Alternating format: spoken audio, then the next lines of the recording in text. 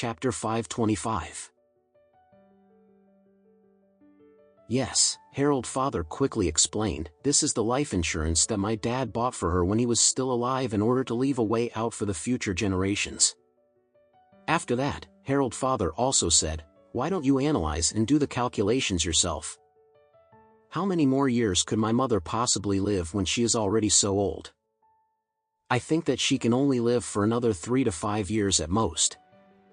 Let's just let her live with us for another 3 to 5 years. After her death, we will be able to get our hands on the $8 million life insurance. Don't you think that it is very worth it? Yes, it is worth it, Harold's mother replied as she rubbed her hands excitedly. After that, she said, we have to take good care of your mother now. We should not allow Trump and his family to lay their hands on your mother's life insurance. Harold's father nodded as he smiled, that is only natural. Don't worry, we will not split the $8 million with Trump and his family when the time comes. Harold's mother hurriedly replied, not only will he not get a single penny from the $8 million, but we also have to make sure that Trump pays half the amount of money for your mother's funeral and burial plot when she dies.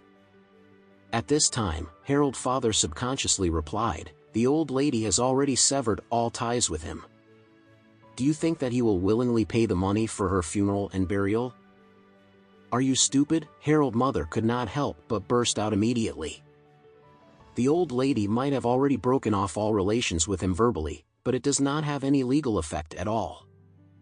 When the old lady dies, we can go to court and sue Trump if he refuses to pay half of the amount that we will have to spend on the old lady's funeral and burial. After all, before the law, Trump is still legally the son of that old lady, and he has the obligation and responsibility to pay for her funeral and burial too. Harold's father beamed as he broke out into laughter. Wife! You are right.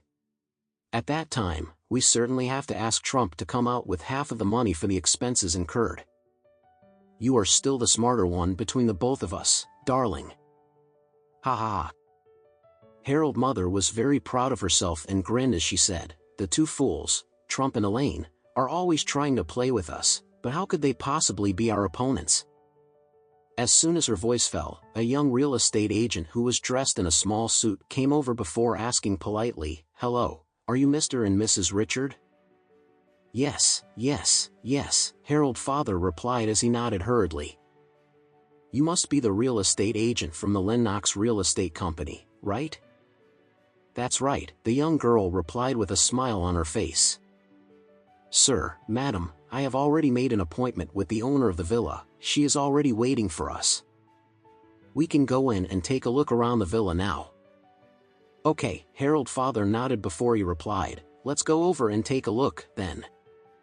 As she led them toward the villa, the young girl took the opportunity to explain the situation. I will tell you a little about the villa. The owner of the villa is a middle-aged lady. She wants to get rid of all her properties as soon as possible because she will be migrating to the UK soon. That is the reason why she is selling her villa at a slightly cheaper price as compared to the market price. This is definitely a very good deal. Harold's father and Harold's mother could not help but smile to themselves when they heard the young girl's words. It was simply perfect if it was cheaper. If this villa was suitable, they could use the money that they saved from the purchase of the villa to renovate and refurbish the villa instead. Meanwhile, Elaine was still playing with Carton and her friends. As they were in the midst of the mahjong game, the doorbell suddenly rang. Carton looked at her friends apologetically before she said, I'm sorry, but please excuse me for a short while. I think the real estate agent is here with my potential buyer. I am going to go and open the door to invite them in now.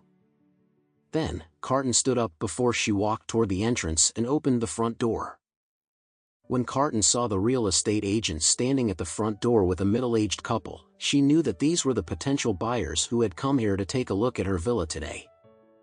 She smiled pleasantly at them before she said, hello, please come in. At this time, the real estate agent quickly spoke up, Miss Luke, let me introduce you to the potential buyers. This is Mr. Richard and his wife, Miss Queen. This is the couple that I told you about over the phone, and they seem to be very interested in buying your villa." The middle-aged man smiled slightly before he took a step forward and said politely, "Hello, Miss Luke. My name is Michael Richard, and I am very pleased to meet you." The visitors were none other than Harold's father and his wife.